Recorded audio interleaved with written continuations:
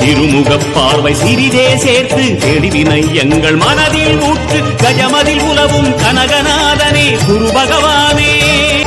வில்லும் நீரும் ஆளும் அரசே வாக்கில் நின்றிட வேண்டினோம் வியாழக்கிழமை வாரந்தோறும் தீபமேற்றியே போற்றினோம் பிரகஸ்பதியே சுரநிதியே ஜாதகமெங்கிலும் சாதகமாகிட வேணும் குருதேவா குரு பகவானே சரணம் கோடி நலம் அருளும் பார்வையின் ஈசா பதம் சரணம் நிதம் சரணம் மஞ்சளாடை கொண்ட நாயகா